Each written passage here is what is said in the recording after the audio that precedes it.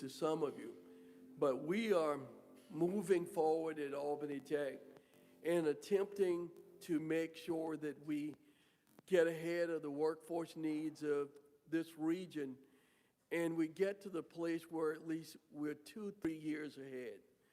What we're finding is that although we are a leader in the state when it comes to graduation and placement, we are running about 300 to 600 students behind every year.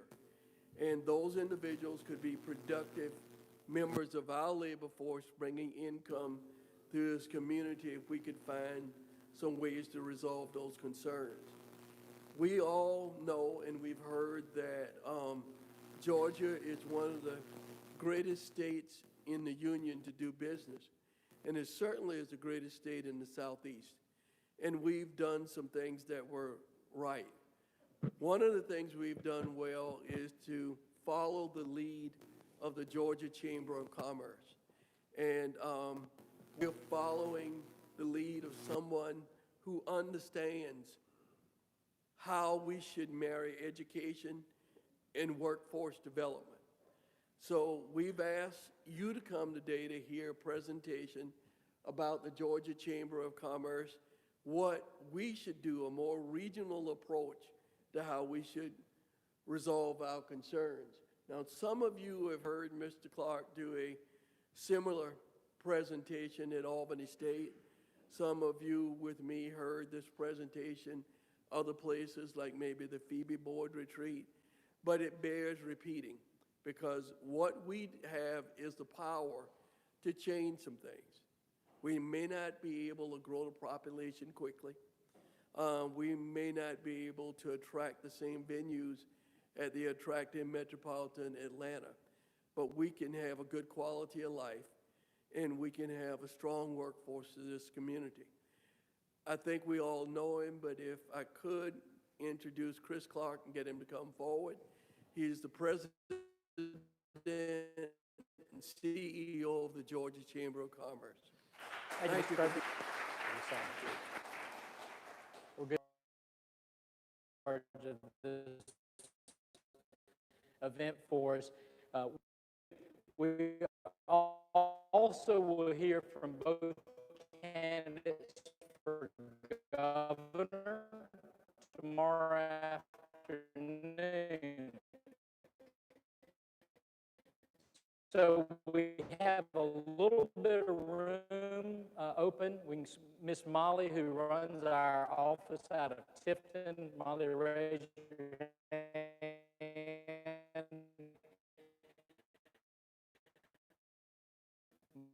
Molly can hook you up if you want to come and join us tomorrow. I guess their neighbors need them to do. They're borderline distressed. And the counties in white are counties that are distressed. The numbers are going the wrong direction.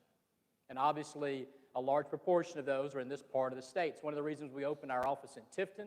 It's one of the reasons that we care enough to be here, to employ people, to be part of this effort.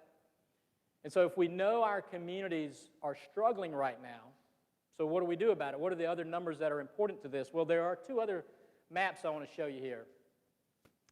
One is population, and one is future job growth or job loss. Now, these are projections. The map I just showed you was what's happening today. These are maps that say if we don't do anything else, if we don't change anything that we're doing, this is what Georgia's going to look like in about 5 to 10 years. So the map on this side, on your left, shows population growth. Georgia's going to add 1.4 million people in the next 11 years. 1.4 million people. That's a lot of people. Growing our population by 10%. At the same time, 74 counties in rural Georgia will lose population. Counties in gold are going to gain them. Counties in gray will get a little bit of growth. Counties in gold will grow well. Obviously, in this part of the state, Lee County is the only one that has significant growth. If you look at some of these other counties, anybody want to guess what those counties have in common? Military bases. Absolutely right. So, different growth engine in those communities. And so obviously Dougherty and many of the counties in this part of the state are scheduled to lose population. So what does that mean for job growth? Same thing. Counties in gold are going to have significant job growth. Counties in gray will have minimal growth, but good enough job growth to continue to be a healthy community. But look at our part of the state. All those counties in white are scheduled to lose jobs if we don't do anything about it. That's the important thing about projections, right? Projections are what happens if we don't do anything about it. I've given this presentation now about 134 times. I'm not making that number up. I really counted it about 134 times because we want everybody in Georgia to know if we don't do anything, if we don't get off our butt, if we don't have a different discussion, this is what it's going to look like.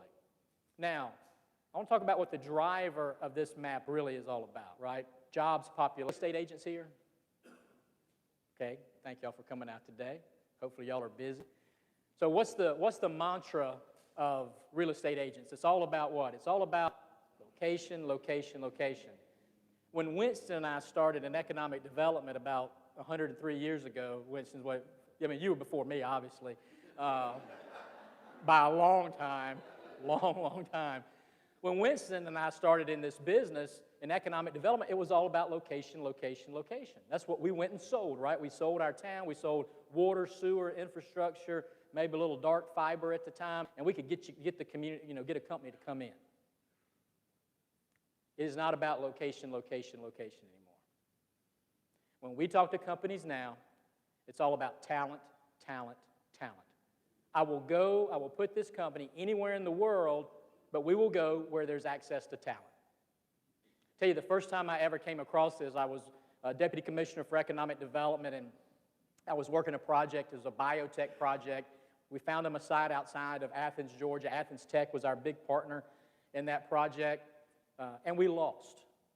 We lost it to the Research Triangle in North Carolina. Now, y'all don't know me very well. I don't lose well. Not a good trait on my behalf. And so I called up the company and said, I'm coming to see you. We're going to talk about this. So I got on the plane and I went and sat down with the president of the company and I said, all right, explain this to me because I had my matrix. I knew my numbers. My incentives were better. University of Georgia was great. My technical college could knock it out of the park. Everything looked, my site was better. Their K through 12 system was better. They chose North Carolina because they had faith in their long-term talent pipeline. They did not have faith in Georgia. And every company that we talk to now, no matter where they're looking, where they're coming from, they don't care about water and sewer. They don't really care about interstate access. What they care about is where can I find millennials and where can I find Zoomers over the long term to fill my jobs. That's what it's all about now. And so communities that are figuring this out are developing not only their industrial recruitment strategies, which Justin does well for this community and Winston does in his community, but they're also saying we have to have a strategy about talent. So let's look at what the talent looks like here in Georgia, and then we're going to talk about specific strategies. So I'm going to frame this up for you. Talent is so important because the economy is changing so rapidly. Anybody heard of the knowledge economy? Anybody heard of Industry 4.0, the innovation economy, the gig economy? All these new things are all based around talent, right? Talent's basically what you have between your ears right here. So anybody ever heard of the term human knowledge? So human knowledge is not everything that Barbara knows, okay? It's everything that Barbara could possibly know. It's as if Barbara walked around and could speak every language, knew every blueprint, knew every lyric to every song, knew every verse in the Bible. You know every verse in the Bible, I know already. Knew everything that you could possibly know, how every invention works, how the computer works, that iPhone right there works. Human knowledge is everything you can know. In 1900, only Winston was around then. In 1900, it took 100 years to double everything we knew. So you think about from 1800 to 1900, you had a lot of wars. You had the steam engine invented, right? We went from sails to steam. Telegraph was invented. All of a sudden, we could share knowledge. Things started moving pretty quick. That led to the early 1900s in the U.S., which were called the age of innovation, right? The age of invention. Thomas Edison was more popular than LeBron James, right? Everybody wanted to be Thomas Edison. My, how far we've come, right? So between 1900 and 1950, we grew so fast that we doubled human knowledge in 25 years. You got to think about it. We went from Kitty Hawk to rockets in that period. That's amazing. There was a genius that actually said in about 1933, everything that you could invent has been invented. I would not hire him. Not real insightful on his part. But you got to think, during this period, business exploded, right? And labor and talent changed. We went from hiring kids to work in our manufacturing facilities to protecting them, having some protections for workers. Everything changed. And we required something very different of our people. Now, fast forward from 1950 to today. Human knowledge doubles every 13 months. 90% of the internet wasn't there last year. Not saying that 90% of the internet needs to be there. Don't mean that at all. That's how fast the world is changing. Think about how fast business has to change to keep up with this. Think how fast talent needs to change. Think how fast your kids need to change to stay up with this stuff. You want me to show you the scary one on this one? In our lifetime, human knowledge will double every 12 hours. Let that sink in. I can barely keep up with what I did yesterday, Matt, much less knowing I got twice as much to learn when I wake up in the morning, that the world has changed that much. That's how quickly. That's why talent becomes so important, because companies have gone from making things to the value proposition, to the value proposition of inventing things, writing things, developing content. It's a very different workforce than we've ever seen before. Here's 2 statistics to keep you up tonight. How many of you have a kid or a grandkid that is younger than 11th grade? I got a 12-year-old at home, knows everything. Do y'all know everything too? Well, they need to know everything. Here's the scary thing. When they graduate high school or they graduate from this technical college, 85% of the jobs that will be available to them don't exist today. The other scary part, how many of you have a job opening right now you're trying to hire somebody for? Hands went up all over the place. Here's the scary thing for you. In 5 years, 50% of those job openings that you have today won't exist. We're automating the world so very quickly. I love this story the other day. Do you have any lawyers in the room besides you? A recovering lawyer. One of the largest law firms in the world just announced 3 weeks ago that they were automating 50% of their workforce. 50% of their lawyers they didn't need anymore because they could automate what they did. I'm not saying the world's any worse off for having a few less international lawyers, Chris, but that's a whole different mindset, right? That changes everything we know. Your world is changing quickly. What I worry about is that we are training kids today in elementary school and middle school, technical colleges and universities, for jobs that are going to go away, or for jobs that we don't even know what they are today. Let's talk about this a little bit more. Specifically in Georgia, in the next 11 years, we're going to have 1.4 million job openings. Sounds like a lot, doesn't it? About 400,000 of those will be new, high-paying jobs in our communities. Anybody want to guess where most of those are going to go? Most will go to Atlanta, right? I'm not worried about preparing the workforce for those 400,000 jobs. We're growing fast enough as a state, we can handle those. You know what I'm worried about? I'm worried about the 1 million job openings from retiring baby boomers. They're going to be in this community. You laughed. Some people are ready to retire, right? I got some baby boomers ready to go today. Y'all, that's a huge, huge number for us. How are we going to fill these jobs if the kids aren't ready, if we're not training them upright? So we've got to get kids ready for jobs we don't know exist. We've got to convince them to stay in our communities, to take jobs that are about to be empty from retirees. Anybody from any of the manufacturing plants here today? Which plant? From P&G. So you're standing there looking at the P&G floor and you're realizing, hey, a lot of these guys are going to retire.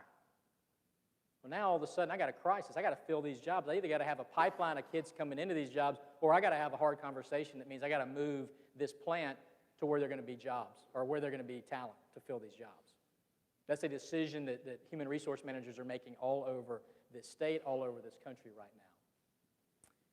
One of the statistics that's up here I want to mention to you, when we start talking about these empty jobs, these jobs of the future, we're going to come back to this in a minute.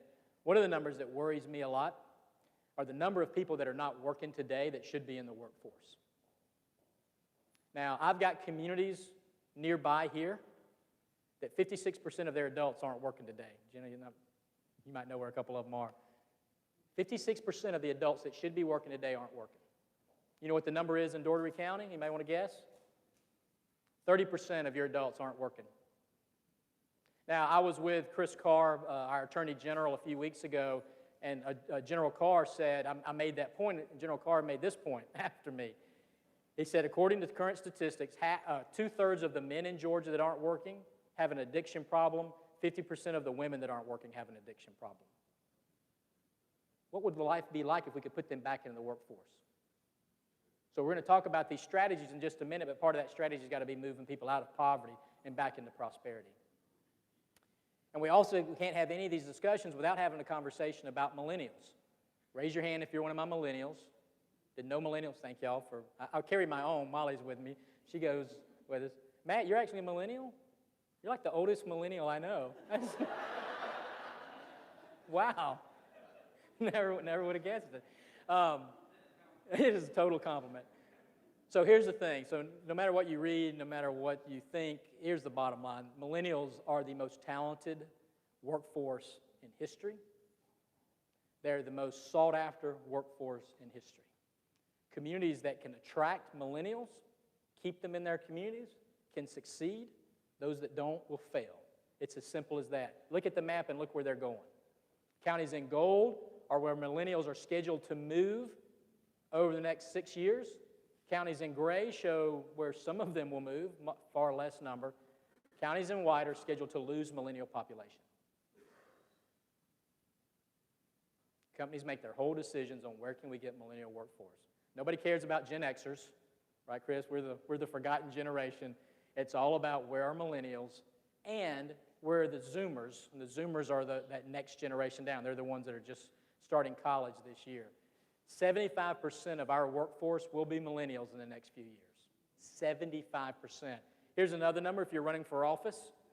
If you're an elected leader, millennials will make up a larger percentage this year of the electorate than at any point in history. They will dominate our elections for the next probably 30 years. So if you're not appealing to millennials, if your message is not interesting to them, you and your party will lose and you will fail long term. Just a little side note for our politicians in the room. I think I got one more number to show you here. Here's the other thing about these millennials that I think is very, very fascinating and is worth companies really taking a look at. 50%, within 5 years, 50% of the millennial workforce, which is 75% of the total workforce, will be freelancers or members of the gig economy. Have you heard this term? It means that they're not going to go work for one company and be there for the rest of their life. They're going to work 4 or 5 jobs at one time. They're going to start a company over here and go work for these guys on Thursday nights and do this on the side on weekends. It's a very different workforce than we've ever had before. In essence, what I'm saying is 50% of the entire workforce will be entrepreneurs. Now, I want you to remember that because we're going to come back to that in a minute. They will be entrepreneurs. Very, very different skill sets that you need. Have any entrepreneurs in the room? Right? Your brain's wired differently, right? Yeah. And I meant that in a good way, right? That you have to think differently. But here's the other problem, and this is more of a problem for government and for businesses long term, is if 50% of your workforce are freelancers and gig workers, that means they don't have health care insurance from their company, right?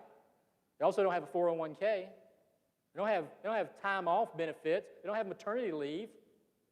We have to have a whole different discussion in this country and in this state about how we have portable benefits. How can I take that from this job today to that job tomorrow to that job tomorrow? So there's a security net there that's not just the government security net on the long run. A couple of other numbers here as we're thinking about how we prepare and are these kids being prepared. 3rd grade reading. If you want a kid to be successful, a successful entrepreneur, successful in your company, or a great lawyer, or a great doctor, they got to be reading at 3rd grade level by the time they leave 3rd grade.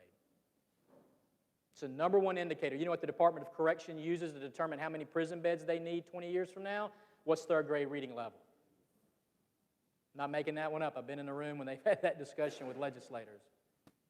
In Georgia, unfortunately, 63% of our 3rd graders can't read at grade level.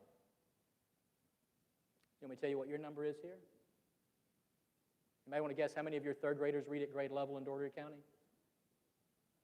17.6%. You want to talk about doing something different, making a difference in the lives of children in this community and having a better workforce? Get in the classroom and help teach them to read. Go mentor, have a protege. Get your employees into the classroom. I love it. My son's school is a great school, high success rate, but you go to the library any time of the week, there's a business person sitting in there teaching the kid to read. You've got a problem. You got a huge problem. You want them to be prepared to be successful at this technical college, or when they go to Albany State, or when they work for you 20 years from now? Fix that issue. 25% of our kids in Georgia live in poverty. If they're living in poverty, they're probably not eating like they need to eat. They're not getting the support system that they need. You know, I talked to a superintendent the other day. I said, what's your biggest challenge? He was in a rural community, smaller than this one. I said, what's your biggest challenge? He said, getting food to my students in the summer. Because if we don't, nobody's feeding them. We're in 2018, and we're still having that conversation. We still have people that can't eat. That's a whole other discussion. We've got to move people out of poverty. And then we have to make sure these kids, this next generation, we have to make sure that they go to school. I'm not saying every job of the future needs a college degree or a technical college degree. It needs some certification, though, by gosh. And it needs a lifelong learning. When we graduate, Chris, it's like you get your degree, Miss Mayor, and that's it. You're as smart as you're ever going to be. You don't need any other training. Jobs of the future are going to need training every single year. I gave you a great example. I had, and how quickly this is changing. Anybody here likes to play video games? Okay. Any of your kids like to play video games, right? We have a huge video game industry in Georgia. If you go back 8 years ago, the video game industry said we need 4-year degrees. Georgia Tech, Georgia State, and all these guys created these 4-year degrees. 4 years later, they needed 2-year degrees. Today, they need a 6-week degree, but they need it updated about every year. That's how quickly industry is changing. That's how quickly education has to change. So if we know all these statistics, we know the problems that we have, what are we going to do about it? So we believe there are 5 strategies that successful communities are going to have to engage in if they want to address these issues and have a talent pipeline for the future that can attract the Georgia Pacifics, can keep the P&Gs, and maybe more importantly, can start their own businesses long term. So let's talk about what those are. The first one is you got to align your kids with the jobs that are going to exist. I see so many communities trying to tell their kids, hey, you need this degree, and then you're going to go off to Atlanta and have a great job, and they forget they got jobs in their backyard that aren't going to be filled. So in rural Georgia, what do those jobs look like? Healthcare, this community, your healthcare job growth is almost 20% over the next 10 years. Are you in the classroom with your 3rd grader saying you can be a technician or a nurse or even a doctor, and you can have a great career here and get a big house than you can in Atlanta? Right? Are we having those conversations? Building trades. We lost a whole generation of builders, doers, and makers. Right? We told every kid you need a 5, 6, I think it was 6 years to get a 4-year degree now, instead of sending them to our technical colleges, where they can make a whole lot more money a whole lot quicker. Building trades, content, what does content creators mean? All the content, TV, radio, apps, all the stuff Matt does. You're creating content every day, right? We need more and more content. I remember my son, it blows his mind when I tell him we had a black and white TV with 4 channels. And WALB was, you know, you wanted your news. There was no CNN out there. Think about how far we've come in a relatively short period of time. Advanced manufacturing is critical for this part of the state. You can't do advanced manufacturing in Atlanta and metro areas. You can only do them in rural communities. Huge growth opportunity. Artificial intelligence, robotics, financial, cybersecurity, business and technology. These are the jobs of the future. These are the sectors that are going to create jobs in rural Georgia. But so few businesses will go into the classroom and explain the jobs that will be there for those kids. I had a group of students to see me earlier this year, and we were talking about, they were from a small rural community, and we were talking about the kind of jobs that they wanted and where they wanted to go live, and nobody wanted to go back home because they thought they had to go to Charlotte or Miami or somewhere big and fancy to get a job. And this one kid said he was going to be a doctor because his dad was a doctor, and I said, where are you going to practice? And he said, well, I guess I'll practice somewhere, north of Atlanta where I can get patients. And I said, what about your dad's patients? He goes, what do you mean? I said, well, who's going to take care of them when your dad retires? He goes, well, we never talked about that. I said, how old was your dad? He goes, I don't know, he was 50-something. I said, by the time you get out of med school, he's retiring. He goes, never thought about that. We're not even having that conversation with our own kids. We're missing an opportunity. So you have to align with the growth sectors for your community. And Barbara knows what those growth sectors are. What are you doing? The second is you got to go back to those people that are unemployed or underemployed and get them into the workforce today. I just told you what your number was here. That means a whole lot of different things, and a lot of that has to do with how government works. But I would also encourage you, when you start talking about issues like opioid epidemic, government might not be the best folks to solve that issue. It very well might be the faith community. I love in Cartersville, Georgia, I don't know how many of you are familiar with Cartersville, they had a lot of big manufacturers, kind of like you did here. Actually, a lot of similarities, I think, between your community and their community. But they weren't getting people to apply for the openings that they had. And so their church coalition sat down with the business and said, what role can we play? And now they actually go in at night with the technical colleges, with the businesses, with the HR guys, and they go into the basements of 30 churches in that community and talk to their parishioners about how to get them off drugs, solve their transportation problems, get them better education so they can go work at those manufacturing plants. The government said, you know what, maybe we're not the best ones to do this, let's let you do it. It's making a difference. It's a different approach to what we're doing. Quality workforce training, we talked about getting people into this facility. You might have to go where they are, right? You have to go where they are. Healthcare, addiction services, transit and transportation. Gerald, you guys have passed every bill we've asked you to pass to deal with transit and transportation.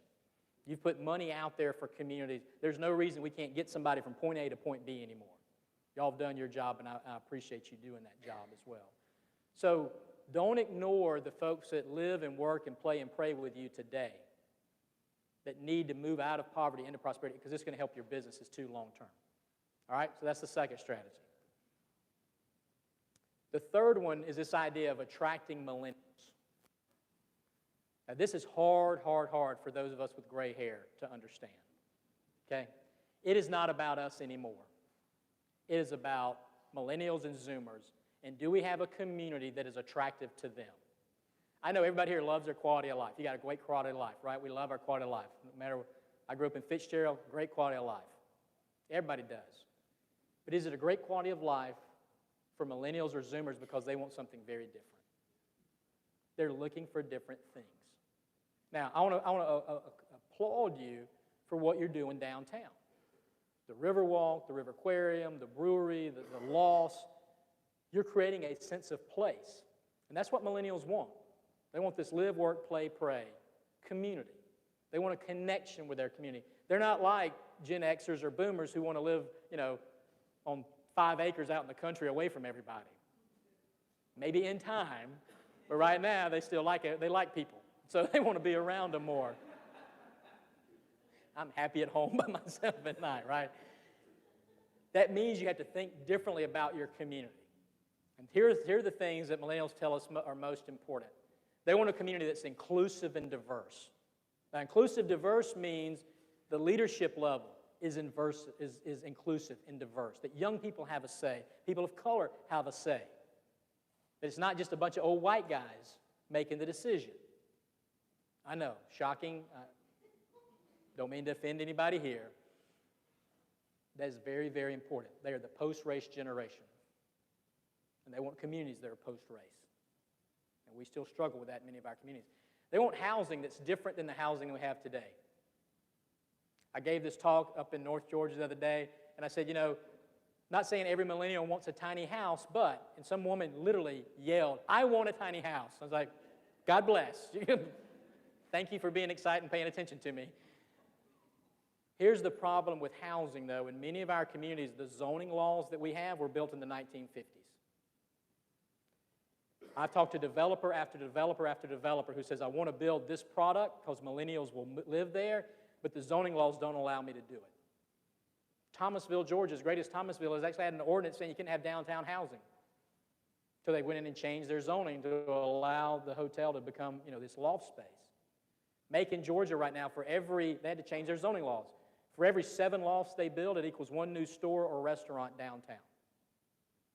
Are your zoning laws modern, easy to use? Does it make it attractive for these young people? What's the placemaking? Who are we? Who is Albany? Who's Dougherty County? Who's Miller County? Young people want a connection and authenticity with their communities. I love your river, right? Your river gives you a sense of place. Your history gives you a sense of place. How are you selling that? How are you putting all that together? You got to have the right amenities. Thank God you got a brew pub. This is great, by the way. Thoroughly enjoy what you're putting out there.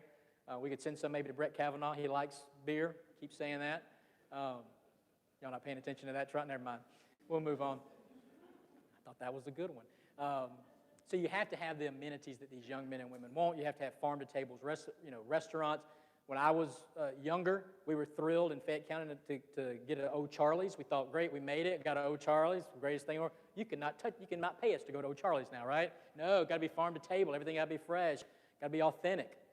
It's a different time. We want different things. You got to have the infrastructure, quality education. Young people care about education. Millennials, for the first time last year, started moving back home. You know why they started moving back home? Mainly because they had babies. They needed grandma and grandpa to watch the babies so they could go out and go travel. Or they wanted good education, better education that they could get in urban centers. That's a big driver. That's an issue we're going to have to deal with. So this idea of quality of living to make ourselves attractive to millennials.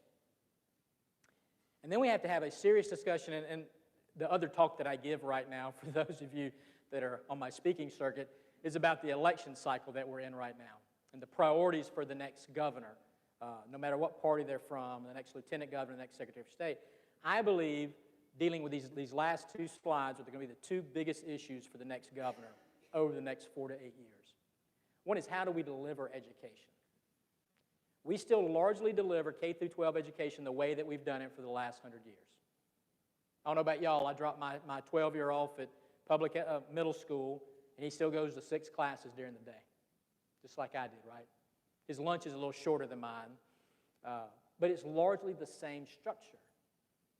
He doesn't learn the way I learn. I can only watch football. He can watch football, play Fortnite, and text his friends all at the same time and know everything that's going on. It blows my mind. We have to have a different delivery system for education, a diversified delivery system, so that any kid can find a delivery model that works for their brain and how they work. So you have to have that. You have to align curriculum with the market like we've talked about. Equal access. This is one of the things, and I praise Governor Deal because we brought this issue to him a few years ago, and he's dealt with it, but I think there's still more work to be done. We almost have a bifurcated K through 12 education system in Georgia between communities that are well off and communities that have high poverty levels. Every kid in my son's school district, every single kid has a laptop they take home. They keep it year-round. It's their laptop. They do all their classwork on it. I've been in some rural classrooms where they might have 1 computer per room and no internet access. How in the hell are they going to be prepared for a future that's highly technology-driven, that's all in the cloud, wherever the cloud is, if they don't have access to it when their brains are developing at the right age? So we have to deal with that. More internships, more work. We've gotten to the point now where we basically are keeping kids in school 12 months a year practically. My kid had like 6 weeks off for summer. It's ridiculous. You know what we've done in the process of doing that? We've taken away summer work. When you take away summer work, how are you ever supposed to have soft skills and know not to wear flip-flops to P&G to go to work in the morning if you never had a job in the school? We're working, and unapologetically, we're working now to give us a couple more weeks of summer. Yeah, we had a ton of school districts that went back to school this year in July. We got out to end of May, went back in July. So, A, I lost time with my son anyway. And now there's no time to have those job skills. So having internships, apprenticeships, dealing with those kind of issues are going to be extremely important for us long term. How we finance school, and kind of in-the-moment learning, how we have lifelong learning. All these things require a technical college that is thinking way outside the box. I love there's a great story about technical colleges in New York. They had all these, year-long certificate degree programs, and the workforce, the employer said, no, we need these 2-week classes, these 3-week classes. So they actually now do, y'all heard of pop-up stores or pop-up restaurants? They're doing pop-up classes. They'll show up. You can come every night this week from 5 o'clock to 10 o'clock at this restaurant and take this class and have a degree or certificate by the end of the week. Thinking differently about how we deliver education. And then the last thing I'll mention to you is we have to have a different conversation around skills. Reading, writing, arithmetic, that's all fine. But the skill sets that these kids are going to need when we don't know what the jobs are, we don't know what they're not going to be, it's very, very different than what we've traditionally talked about. That's the hard part for educators. It's the hard part for communities and parents to think we need to think differently about these skill sets. This list came from a combination of a lot of research done all over the country, mainly by these companies. They're going to be creating the jobs of the future. And they were asked and surveyed and polled and did workshops. What are the skills that you need? And here's what they said. 1, cultural intelligence. What's cultural intelligence? That's scary to me. I had to look that one up, spend some time on it. Cultural intelligence, I'll boil it down. It's pretty simple. The world is changing. The world looks different. It is not homogeneous anymore. You need to learn how to work with people that don't look like you or think like you or talk like you. And they might not even speak the same language that you speak. Doesn't mean they're bad or they're worse or they're smarter or they're dumber. It means they're different. We don't do a good job of that, particularly in our rural communities. We still make decisions based on race where our kids go to school. We still think this person is that. Let me tell you, one of the numbers that really worries me about this community is the discrepancy in this community between what women make and men make. It's one of the largest gulfs in the state. Average man in Dougherty County makes $52,000 a year. Average woman makes $32,000 a year. Got to work on that too, amongst all these other things. So cultural intelligence, entrepreneurial mindset. I just told you basically 50% of the workforce are going to be entrepreneurs. Are you training kids to be entrepreneurs? Are you training them to think for themselves, to be analytical, to question authority, to do their own thing, to be self-reliant? We're launching an effort. We just announced it a couple of weeks ago with our technical colleges and our universities, and Joe Dan's here and been helping us on this. It's a competition to create better entrepreneurs and better invention thinking. It's called the Inventure Prize.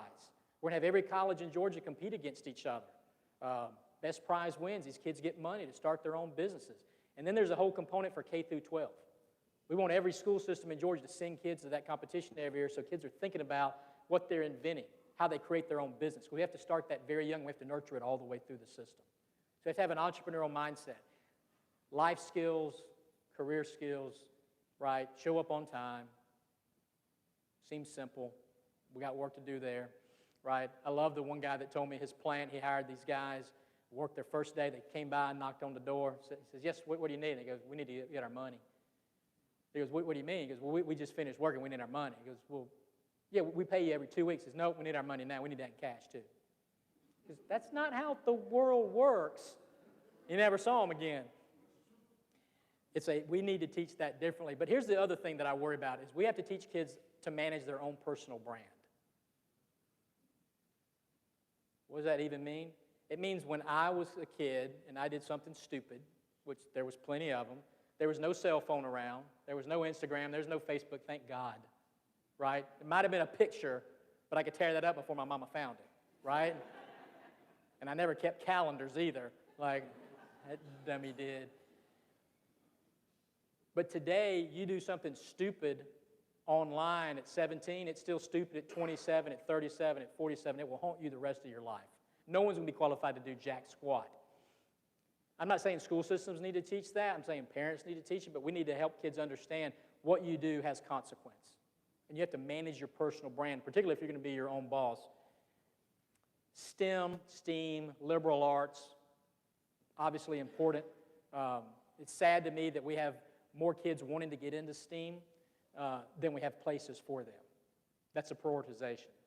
And the last skill set I want to leave you with, and then we'll open it up for any questions here, is this idea of automation and technology in the workplace. How many of you have an Alexa or a Siri that you talk to? Okay, yeah. Does she understand your accent? Because she doesn't understand my accent. Worth a flip. Right, so Alexa in our house is almost like our second child or our second dog, right? We talk to her. I ask her every morning. Last night she set the alarm for me, right? Told me what time to get up this morning. She told me what the news was as soon as I woke up. She plays my favorite music for me when I'm getting ready. Tell me what the weather's going to be. I just read where there's a college up north that just bought an Alexa for every single dorm room, because they want their kids to learn how to use automation in their daily lives, but also in the classroom too. How they're going to use it in the workforce. Automation is changing every single business that we have out there. Every single business will be touched by automation. Are we training kids how to use that technology? How many of you still watch 60 Minutes with me? Thank y'all. I appreciate it. Usually it's like the oldest guy in the room and me. That's normally how it is. So there's a great, some of you heard me say this before, there was a great piece on MIT, Massachusetts Institute of Technology. So in the 1970s, these guys invented GPS, they invented touch screens, they invented flat panels. We didn't get any of that technology for 30, 40 years, but they invented it, geniuses back then. So they interviewed a grad student, not a professor, but a grad student. And he had this goofy looking thing, it was about this big, and it was stuck on the side of his head. And the reporter asked him, they said, tell me every community in Czechoslovakia that has more than 350,000 people. And without ever touching a keyboard, without ever saying a word, he thought the question, it went into the computer, it answered it, and it put the answer back in his brain. And then he could answer any mathematical problem. He has access to the entire internet without ever saying anything or touching anything. He's fully automated his brain and connected it to Google. Now, think about the ramifications of that for just a second. Now, and he thinks it'll be commercialized within 5 years. How are your students when they have access to every single thing? I couldn't even take a calculator in the math class in college. And now you can have the whole internet stuck in your brain. What does that do for the doctor who's performing a surgery who finds something he doesn't understand? Or a worker on the floor who has a problem with a product, has it figured out right then? Or an entrepreneur working on a project? Y'all, I told you how quickly the world's moving. It's moving that fast.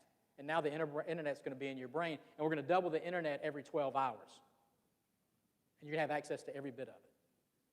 Are we preparing our kids for that future? And my argument is that we're not. And so what do you do as a community? Well, you already have a strategy for attracting companies. And again, congratulations on Georgia Pacific. How to attract companies. You've probably got a strategy here about how to help small businesses grow, right? How to help entrepreneurs start up. I would argue that you need a strategy with much money and as many partners that focuses on talent than you do any of those other things. I met yesterday with one of Barbara's peers from another community, and she said their chamber's focus, 90% of what they do is going to be on the talent pipeline. It's going to be, they're going to own it. Now, the community I've been working with south of here, they're going to own it. Who's going to be at the table? The school board, parents, teachers, not old white guys, right? Diverse group. And are you going to have a strategy? 5 years from now, the future of this community, whether or not we're celebrating or we're commiserating, will come down to, did we attract kids back? Did we move people out of poverty? And did we keep our Zoomers in this community long term?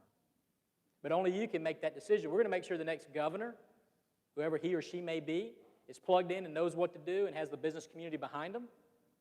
You're going to have to make those decisions here locally. Now, you've got a president that gets it. He's got a support system behind him that gets it. But you have to make that strategy and you have to make that commitment.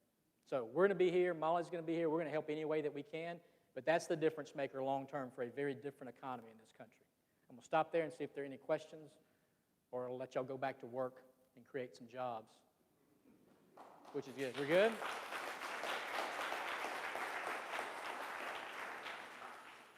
So if no questions, I have a question. Yes, sir.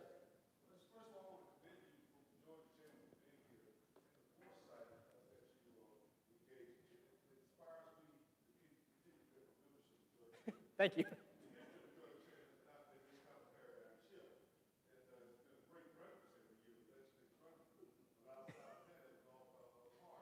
Right. Thank you.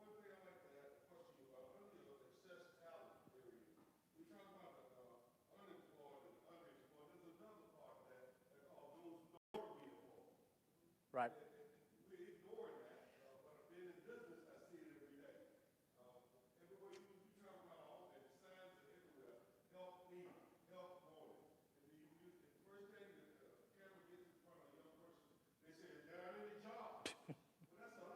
Right.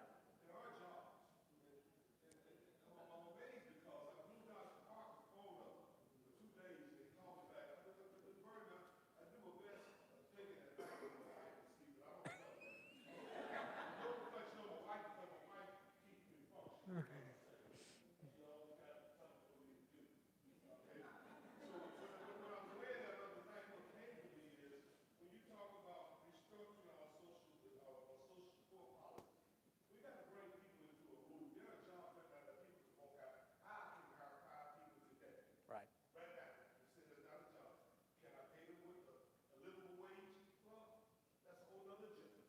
Yep.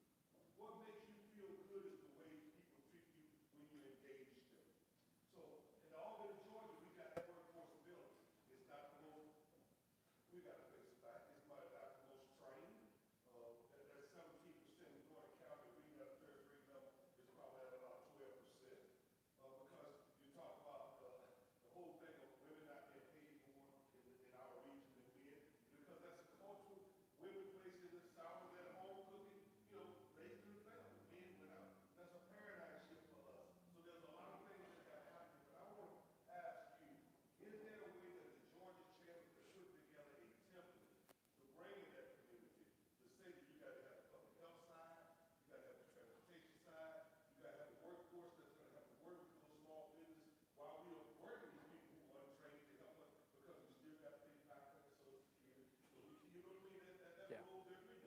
Yeah.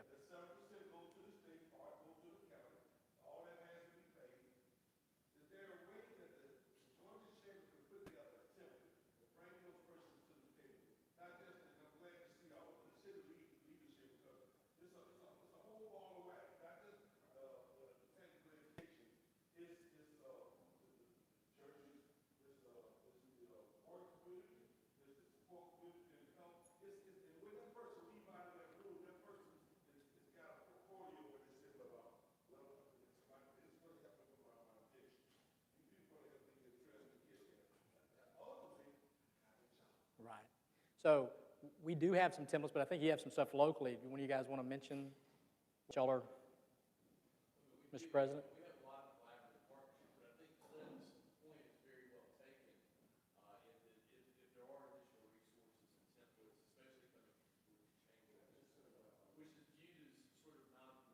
Right.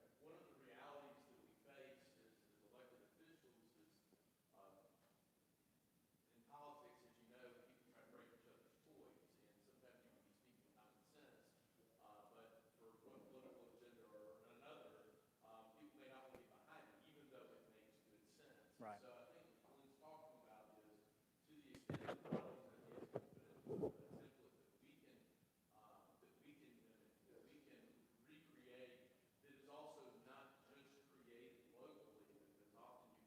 Right.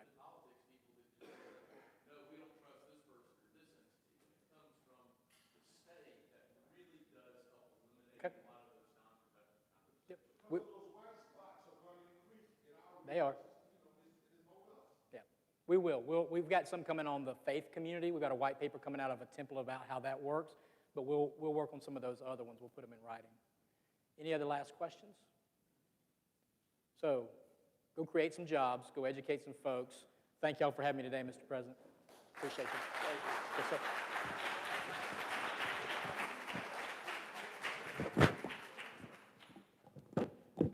Chris, we want you to remember our region in Albany Technical College, and thank you for being here with us today. Colleagues and friends, I think we heard some things that challenged us, but there was nothing that we heard that we weren't up to. So let's go out and do good things. Thank you, Chris.